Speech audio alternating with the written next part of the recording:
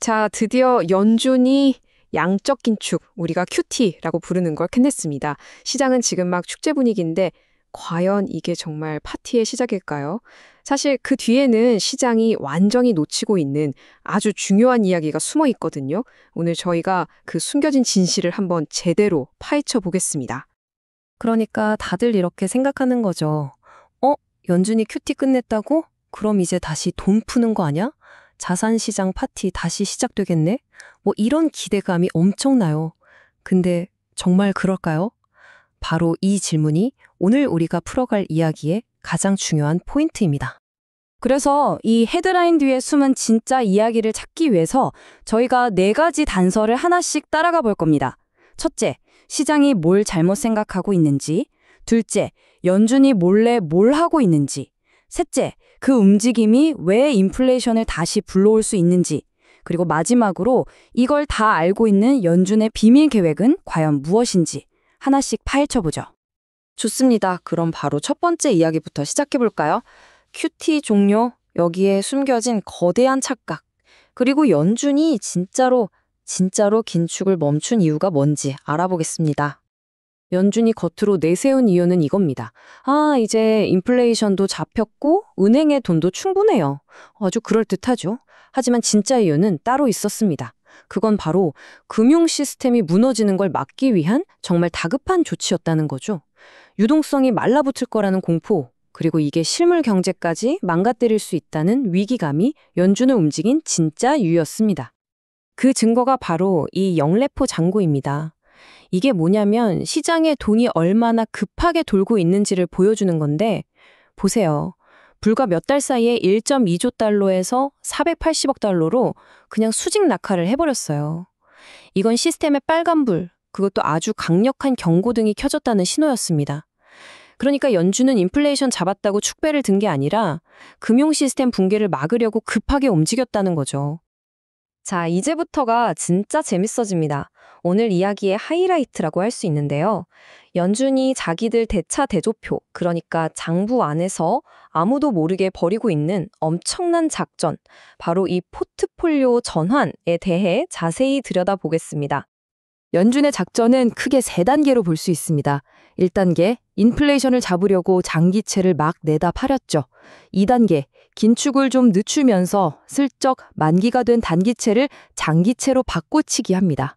그리고 마지막 3단계, 앞으로는 MBS라고 하는 주택 관련 채권을 판 돈으로 단기채를 집중적으로 사들일 계획이에요. 자, 각 단계가 뭘 의미하는지 하나씩 뜯어보죠. 자, 첫 번째 단계입니다. 2022년에서 23년. 이때 연준의 목표는 딱 하나였어요. 인플레이션 때려잡기. 그래서 어떻게 했냐? 장기채를 무려 53%나 팔아치워서 장기금리를 확 끌어올렸습니다. 보시면 단기채는 거의 건드리지도 않았죠. 목표가 아주 확실했어요.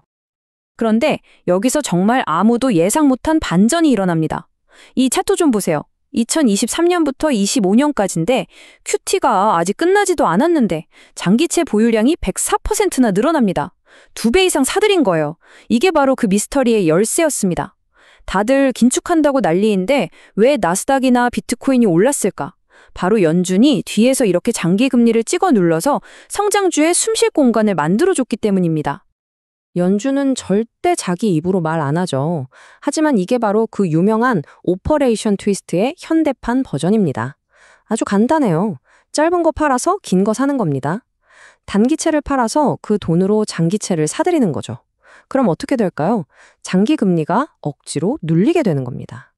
자, 그럼 앞으로는요? 미래가 더 중요하죠. 이 차트를 보시면 연준의 포트폴리오가 완전히 뒤바뀝니다. 단기채 비중이 16%에서 27%로 거의 2배 가까이 늘어나요. 이게 무슨 뜻이냐? 연준의 관심사가 이제 월스트리트의 자산시장, 장기채에서 우리 실생활과 관련된 실물 경제, 단기채 쪽으로 옮겨가고 있다는 아주 중요한 신호입니다. 바로 이 지점에서 새로운 문제가 시작됩니다. 연준의 이 포트폴리오 변화가 어떻게 죽은 줄 알았던 인플레이션이라는 괴물을 다시 깨울 수 있는지 그 도미노가 쓰러지는 과정을 한번 따라가 보겠습니다. 자, 인플레이션 도미노는 이렇게 쓰러집니다. 첫째, 연준이 단기채를 막 사들여요. 그럼 시장에 단기 자금이 넘쳐나겠죠? 둘째, 기업들은 이 싼 돈을 빌려서 공장도 돌리고 물건도 미리 사서 창고에 쌓아둡니다. 셋째, 공장을 돌리려면 원유나 구리 같은 원자재가 필요하잖아요. 갑자기 수요가 폭발합니다. 넷째, 원자재 가격이 급등하겠죠. 그리고 마지막, 이 모든 비용은 결국 누가 부담할까요? 바로 우리 소비자들이 사는 물건값에 고스란히 반영되는 겁니다.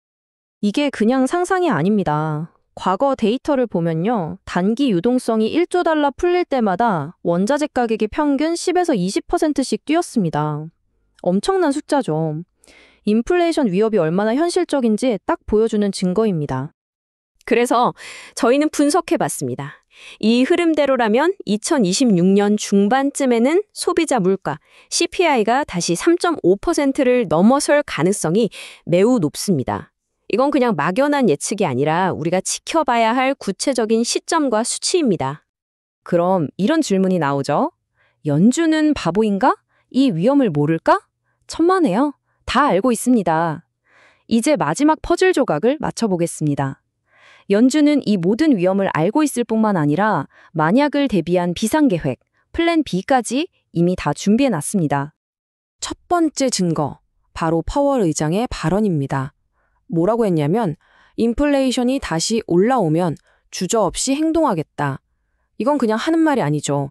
다시 불씨가 살아나면 좌시하지 않겠다는 아주 강력한 경고입니다. 이게 그냥 파월 의장 혼자만의 생각이 아닙니다. 연준의 공식 회의록에 박혀있는 내용이에요. 인플레이션이 재가속화되면 QT를 재개할 수 있다. QT 재개라는 말이 공식 문서에 등장한 겁니다. 이건 정말 중요한 대목입니다. 그리고 이런 생각은 연준 내부에 꽤 널리 퍼져 있습니다. 보우먼 이사도 똑같은 말을 했죠. 모든 옵션을 열어둬야 한다. QT 재개도 포함해서. 이건 그냥 한두 명의 의견이 아니라 연준의 공식적인 스탠스가 되어가고 있다는 걸 보여주는 겁니다. 자, 이 표를 보시면 모든 게 정리됩니다. 뉴욕 연은에서는 이미 QT 재개 훈련까지 했어요. 골드만삭스 같은 월가의 똑똑한 돈들은 벌써 연준이 금리 인상과 QT를 다시 할 준비가 됐다고 보고서를 내고 있죠. 그리고 여러 위원들의 발언을 보면 이건 그냥 개인 의견이 아니라 하나의 계획이라는 게 명확해집니다. 연준의 비상계획, 이건 그냥 가능성이 아니라 실제 상황인 겁니다. 그래서 연준의 숨겨진 계획을 정리하면 이렇습니다. 딱 3단계짜리 조건부 로드맵이에요. 1단계, 만약 인플레이션이 3.5%를 넘는다. 그러면 2단계, 바로 금리 인상을 다시 시작합니다. 이걸로도 안 잡힌다? 그러면 마지막 3단계, 양적 긴축 QT를 다시 시작하겠다는 겁니다. 시나리오가 아주 명확하죠? 자, 그럼 오늘 이야기의 결론을 정리해 보겠습니다. 첫째, QT 종료는 동풀기, 즉 QE의 시작이 절대 아닙니다. 둘째, 돈의 흐름이 월스트리트에서 우리 실물 경제로 바뀌고 있습니다. 셋째, 바로 이 때문에 2026년에 인플레이션이 다시 살아날 진짜 위험이 있다는 것. 마지막으로 가장 중요한 것, 연준은 지금 긴축의 고삐를 푼 게 아니라 다음 인플레이션 전쟁을 위해 충화를 재장전하고 있는 겁니다. 이걸 이렇게 생각하면 아주 쉽습니다. 연준이 지금 고속도로 속도 제한을 풀어준 거예요. 왜? 차가 너무 막히니까, 경기 침체. 그런데 만약에 운전자들이 신나서 막 과속을 하기 시작하면 인플레이션, 연준은 바로 숨겨뒀던 경찰차, 금리 인상을 출동시키고 바리케이드를 새로운 QT를 쳐서 도로를 다시 통제할 준비를 완벽하게 끝내놨다는 거죠. 시장은 지금 연준이 파란불을 켰다고 생각하고 엑셀을 밟으려고 합니다. 가자! 하고 외치고 있죠. 하지만 우리가 오늘 살펴본 모든 것들을 종합해보면 어쩌면 연준은 지금 우리 몰래 빨간불 버튼에 손을 올려놓고 있는 건 아닐까요? 이 질문을 여러분께 던지면서 오늘 이야기를 마무리하겠습니다.